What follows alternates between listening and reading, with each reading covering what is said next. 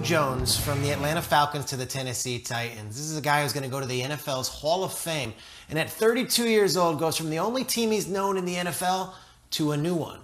Certainly that doesn't happen often, right? Amazingly, it kind of does, which got us thinking.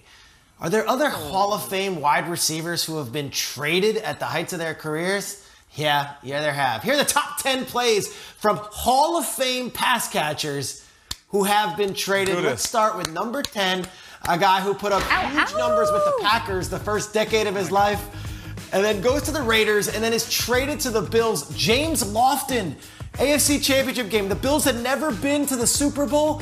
The first touchdown of a blowout victory is James Lofton, who was playing for years in Green Bay on teams with Lynn Dickey that were not going to the playoffs. Shows up in Buffalo and gets a chance to go to the Super Bowl his first year with the team. Get off. Lofton, look at this guy. 2 times he spins. James Lofton, part of those great Bills teams. He would play in 3 Super Bowls with the Bills and, of course, go to the Pro Football Hall of Fame. James Lofton, we see you.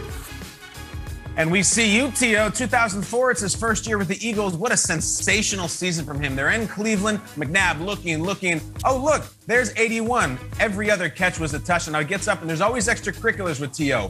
He sees something that he's running to. Check out the sign that he disagrees with. T.O. has B.O. I got to tell you, it's a funny sign. I don't mind it at all. I actually think it's really hilarious. I like then T.O. gets another touchdown, and he goes for another sign. This one's not funny. It has to do with a rat. If you were covering sports at the time, you remember that. There was a lot of animosity between he and the Browns quarterback, and he rips it down. T.O., incredible. All right, so Jerry Rice spent 16 seasons with the 49ers. And then he went to the Raiders. Do you guys remember this? This was the wildest thing ever. It's like when Hulk Hogan went NWO. We was like, really? Jerry Rice, the best receiver of all time, wearing the black hat?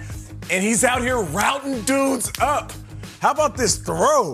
Fourth quarter, Rich Gannon lofts it up, and it's a touchdown. He celebrates with the black hole, and he had 9 catches for $183 in year 17. Wow. Damn, he was good. Kyle, want some more T.O.? Want some more T.O., Kyle? Let's do this. 2007, this is Sunday Night Football, bright lights. Oh, my God, this one-handed catch. This is T.O.'s second year in Dallas. Tony Romo fakes the handoff. I mean, are you kidding me? He snares it with one hand for the touchdown. Cowboys go on to win it.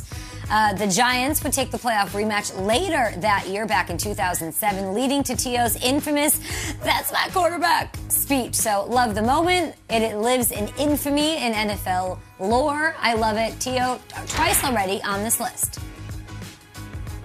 One-handed catch to another, Kay. After 12 years and 5 first-team All-Pro awards, Tony Gonzalez gets traded to the Falcons and just puts on a show in his first year with the team. This was a gem he had on a Sunday Night Football game. 3rd and 3. Look at this, is a tight end, guys. With the toe drag swag, with the one-handed catch. Matt Ryan throws the pass a little high, but Tony takes care of the rest. He'd go on to make 4 more Pro Bowls with the Atlanta Falcons and be a first-team All-Pro selection in each of his 5 years. Hall of Fame player, Tony Gonzalez, great dude as well. Hollywood Hogan is back. Look at Jerry Rice again. This is Monday Night Football, week 10 rather, Mile High. Gannon's going to throw him a wobbler, but Jerry gets it anyway. The significance of this, his 200th touchdown.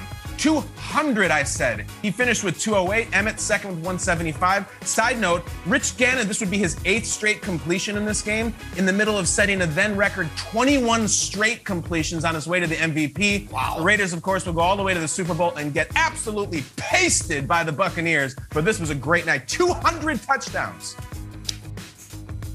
All right, so after Randy Moss proved to be the best wide receiver in the world with the Minnesota Vikings, they trade him away inexplicably.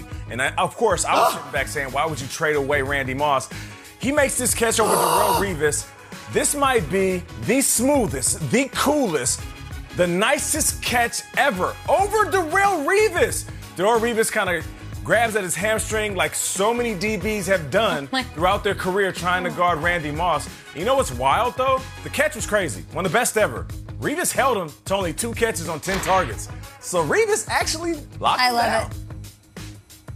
All right, let's go to 2000. I want high stakes. You don't get higher than this. It's the AFC Championship game. I probably have 25 seconds to talk because this is Shannon Sharpe just shredding and running and dicing through the entire Raiders secondary for a 96-yard touchdown. It was the second quarter, no score, 3rd and 18. Dilfer fired it quickly. It's crazy that a tight end did this at this time. It's crazy that it's the only touchdown scored in this entire game. The Ravens went on to win, low scoring, 16-13. Shannon gets his 3rd ring in 4 years a little bit later. Let's go to the Super Bowl where T.O. showed us what he was all about, playing with a broken leg a couple of weeks later, shows up, and with that fractured leg still finds a way, with the tibia fractured and a torn ligament in the ankle, to have an insane game. 9 catches, 122 yards, leave it in one of the gutsiest performances in Super Bowl history. Here's the 4th quarter. Eagles are trying to come back from a 10-point deficit with under 8 minutes to play. T.O. catches this slant here, puts them in contention, and of course goes off for a 36-yard gain. Remember, broken leg, torn ligament in the ankle. T.O., don't ever question his heart and his guts. That was number 2. What's number 1? 2007, a 15-0 team is losing in the 4th quarter. New England against New York.